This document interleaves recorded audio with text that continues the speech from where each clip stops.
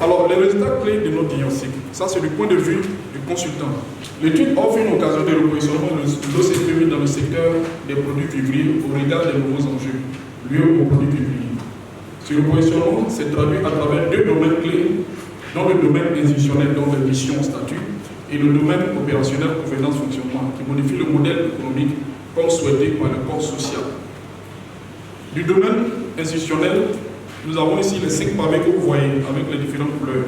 Dans le premier point, contribuer à une production vivrière durable en adéquation avec les besoins nationaux et sous-régionaux d'arrêt alimentaire. Ce point est quelque chose d'un peu nouveau parce que là maintenant, l'implication de l'OCPV est un peu plus long, un peu plus profond que ce qui était auparavant. Auparavant, il s'agissait d'avoir des informations et de les diffuser auprès de l'ensemble de tous les acteurs. Et vous voyez bien que la frontière entre celui qui sait ce qui est sur le terrain et celui qui aide à commercialiser va à un moment se confondre avec celui qui va faire la production.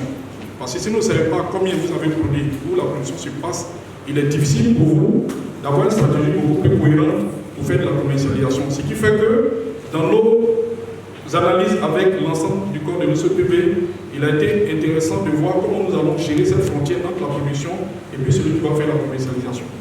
Ensuite, le point 2, garantie des pratiques éthiques. Un commerce équitable et légal sur l'ensemble des chaînes de valeur des produits vivriers. La question d'éthique se pose maintenant de façon évidente à tout le monde. L'éthique, c'est carrément la morale dans les affaires. Donc, qu'est-ce qui est pratique que les gens peuvent accepter? Est-ce qu'il faut accepter que les bonnes dames ou bien tous ceux qui vendent des produits vivriers puissent nous les proposer pas dans les conditions sanitaires les plus intéressantes, ou bien carrément enlever l'ensemble de toute la production d'une région pour l'envoyer ailleurs, alors que ceux même qui ont fait la production en ont aussi besoin. Donc c'est l'ensemble de toutes ces questions qui sont adressées par cette deuxième mission. Ensuite, point 3, promouvoir des infrastructures commerciales, logistiques et technologiques à même de contribuer à un approvisionnement régulier des consommateurs. Donc ça c'est, si vous voulez, une mission qui était traditionnelle à l'OCPV, dans les grands marchés et tout ça. Ensuite, point 4, veille à la sécurité alimentaire de l'ensemble des produits vivriers commercialisés sur et ou à partir du territoire ivoirien. C'est un point très important, tout le monde l'a souligné lors de tous les investissements qui sont passés ici. Ensuite, renforcer les capacités professionnelles des acteurs et favoriser la mise en place d'organisations viables. Donc, y compris tout ce qu'on parle de coopératives et tout ça. Nos résultats, on continue encore. Les résultats clés, les activités que nous avons menées sont détaillées là.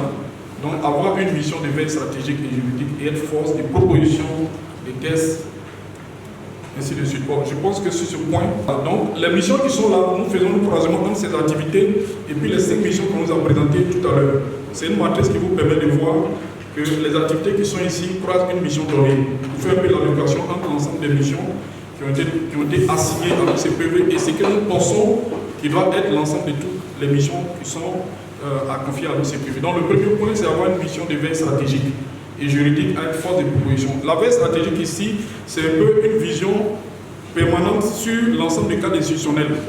Parce que très souvent, ce qui se passe, c'est que dans les structures de l'État qui gèrent un point des secteurs donnés, restent figés dans leur vision des choses.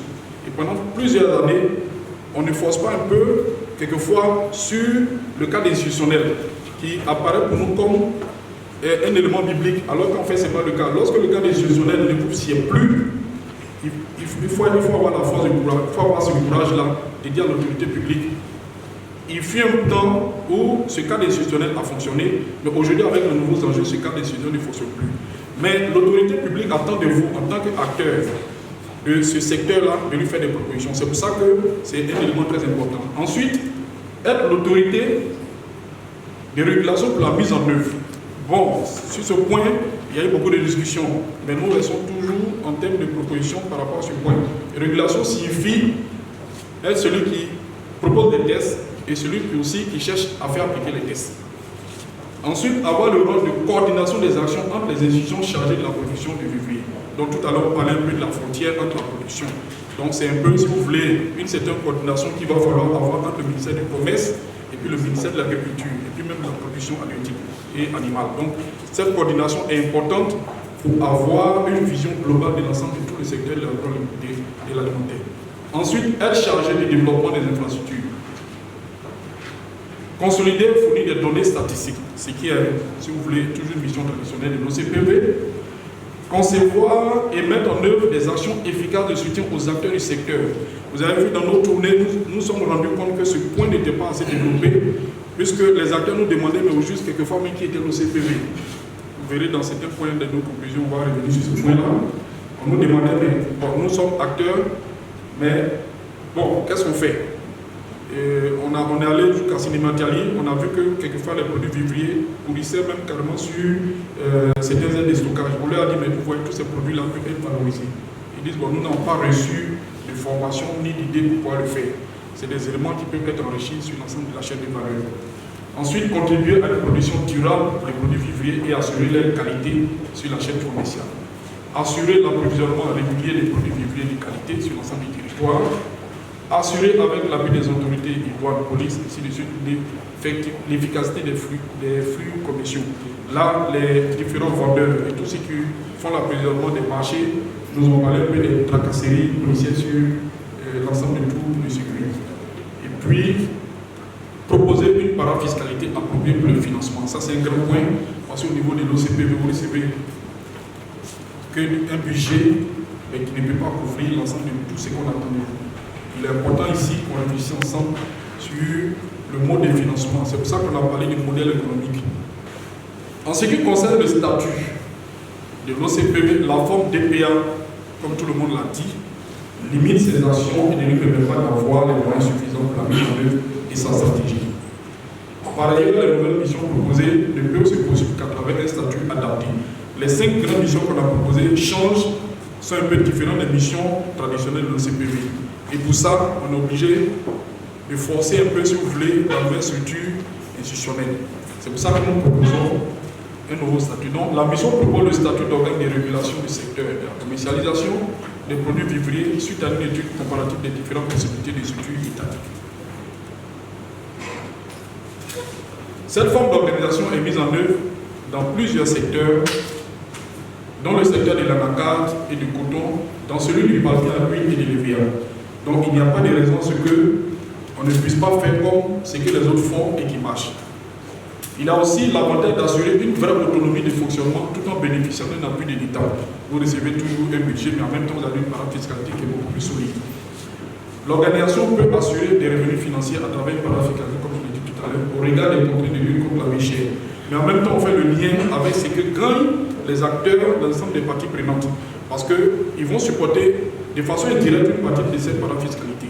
Mais si ces acteurs-là n'ont pas de vrais, si vous voulez, des vraies retombées de toute cette organisation, il sera difficile de prélever une certaine parafiscalité. Donc il faudrait qu'à un moment les acteurs de l'ensemble de toute la chaîne de valeur perçoivent bien quelle valeur ajoutée l'OCPV leur apporte dans son action sur le terrain. Que retenir pour cette synthèse? Ce qu'il faut retenir pour cette synthèse, c'est que, à la suite des travaux du consultant, nous recommandons 3 actions clés pour repositionner l'OCPV. Ces 3 actions clés, c'est quoi? La première action, c'est de revoir, de réviser le statut, c'est-à-dire le positionnement, le changement de statut. La deuxième action, nous recommandons fortement de renforcer l'organisation de l'OCPV. Le troisième élément, le consultant recommande fortement de mettre en œuvre courageusement les recommandations proposées. Ensuite, sur la slide suivante, pour ces 3 actions-là, on prendra chaque action et on vous dit rapidement son contenu. Qu'attend le consultant lorsqu'il parle de changement de statut? Actuellement, le statut actuel, c'est le statut DPA. Et ce statut-là, après évaluation, analyse du consultant, nous avons constaté que ce statut ne permet pas à l'OCPV de déployer toute sa capacité. Donc le consultant recommande de penser à un statut alternatif, c'est-à-dire de penser soit à un statut d'organe d'exécution ou un statut de régulateur du secteur vivrier. Et pour ces 2 statuts, dans le détail du rapport, nous allons vous exposer comment faire et pourquoi est-ce que le consultant recommande ces statuts. Merci.